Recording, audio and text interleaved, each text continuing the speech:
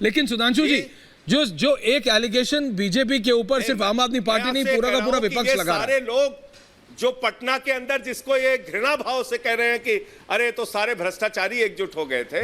अरे भैया, ये सारे आपके साथ रह चुके हैं।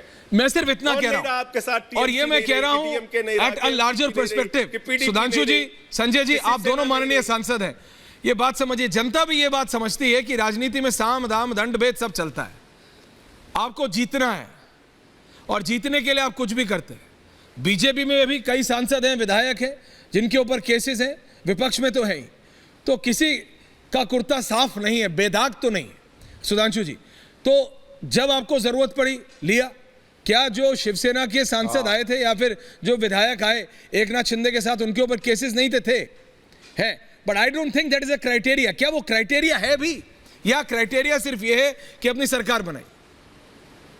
क्योंकि संजय सिंह ने तो यह भी कहा था कि आप मनीष सिसोदिया को बीजेपी में लाना चाहते हैं। सरकार यदि न बनी होती, देखिए सरकार न बनी होती तो आप कहते सरकार बनाने की। इसीलिए मैं कहना चाहता हूं, ये दोनों राज्यों में समस्या जानते हैं कहां से आ रही है। फ्रैक्चर्ड मैंडेट हो और तब विवशता में गठबंधन करना पड़े तो समझ में आता है। स्पष्ट जनादेश जनता दे और उसके बाद आप पलटी मारें तो ये जनता के साथ धोखा होता है। महाराष्ट्र करप्शन क्राइटेरिया है सर। गठबंधन को महाराष्ट्र की जनता ने स्पष्ट जनादेश दिया था। बिहार में जदयू भाजपा गठबंधन को स्पष्ट जनादेश दिया था। वहां जदयू ने, वहां शिवसेना ने पलटने का प्रयास किया। उनके कार्यकर्ता, उनके नेता और उनके जनाधार वो उनसे चला गया। हाँ। अब मैं कहना चाहता हूं, संजय सिंह जी ने कहा कि हमारे लोग सुन रहे होंगे तो पता नहीं क्या कह रहे होंगे। मैं पुनः कह रहा हूं ऐश्वर्य जी, कहे सुने से ज्यादा महत्व लिखे पढ़े का होता है। अरे आपके आदर्श पितृ पुरुष अन्ना हजारे जी क्या सिर धुनते होंगे बैठकर, जब उन्हें लगता होगा लालू जी के आगे पटना में जाके साष्टांग दंडवत हो गए। बिल्कुल सुधांशु जी, नई राजनीति, लेकिन मैं पूछ रहा हूं आपसे, गुनहगारों के आम आदमी पार्टी तो कांग्रेस से हाथ मिलाने को तैयार थी। और अब ये उन्होंने तो चिट्ठी, मैं बिल्कुल रोकता नहीं हूं आप दोनों को, लेकिन एक बस सवाल है, करप्शन जिस पे प्रधानमंत्री मोदी ने कहा है ना खाऊंगा ना खाने दूंगा, जीरो टॉलरेंस टुवर्ड्स करप्शन, आपने किया भी, एक्शन भी लिया, लेकिन क्या जब दूसरी पार्टी से नेता आते हैं उस समय corruption is not an issue? बातों का जवाब दे रहा हूं जी प्लीज। इसलिए मैं इसी बिंदु पे आ रहा हूं।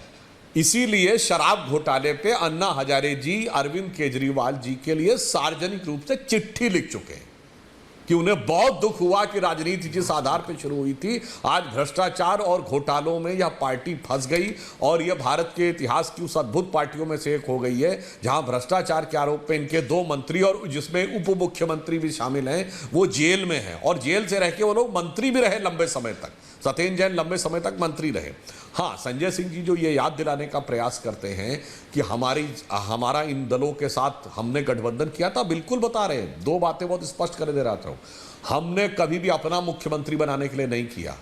याद करिए, हमारे 105 विधायक हैं महाराष्ट्र में, मुख्यमंत्री हमारा नहीं है। हमने जम्मू कश्मीर में गठबंधन किया, मुख्यमंत्री हमारा नहीं था। उत्तर प्रदेश की आप भी याद करिए, 67 सीटें बसपा की, 178 भारतीय जनता पार्टी की, मुख्यमंत्री उनका बनाया। जेडीएस के साथ कर्नाटक में 84 सीटें हमारी, 40 जेडीएस की, मुख्यमंत्री उनका बनाया। जदयू और समता पार्टी के साथ पहली बार गठबंधन किया, 7 सीटें समता पार्टी की, 42 भाजपा की। पूरे लालू प्रसाद यादव जी के कार्यकाल नेता प्रतिपक्ष भाजपा का, हमने नीतीश कुमार जी को बनाया। इसलिए हम कह रहे हैं कि हमने अपनी कीमत पर दूसरों को आगे बढ़ाने का कार्य किया था।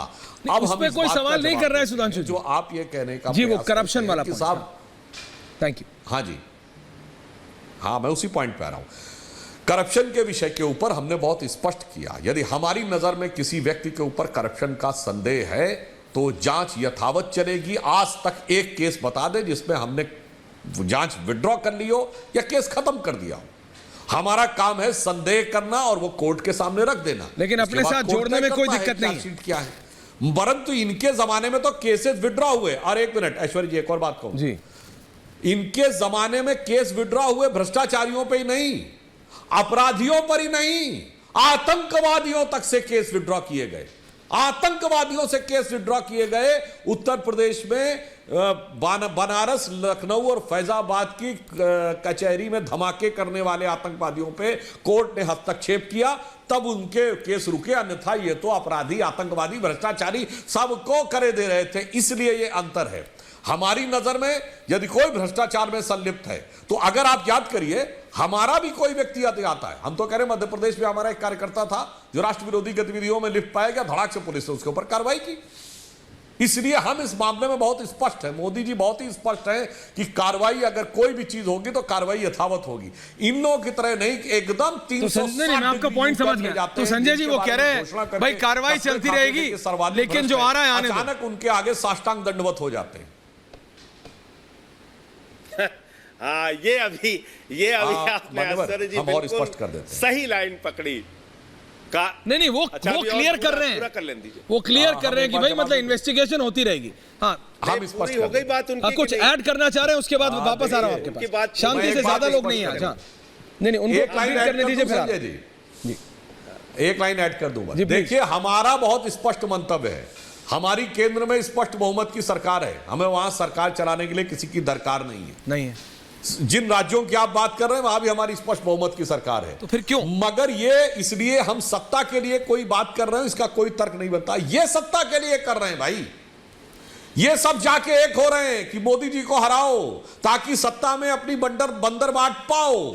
यहां पे लड़ाई दिख रही है, और ये सब वो हैं जो 2014 से पहले एक पार्टी बता दें, आम आदमी पार्टी को छोड़ के, क्योंकि ये तो 2013 में ही बनी थी पार्टी, एक पार्टी बता दें जिसके किसी न किसी नेता ने 2014 से पहले भ्रष्टाचार के आरोप में कोर्ट कचहरी या एजेंसियों के चक्कर न काटे हों। मैं अपनी बात वापस ले लूंगा, संजय जी से पूछता हूं, जो पटना में इकट्ठा हुआ।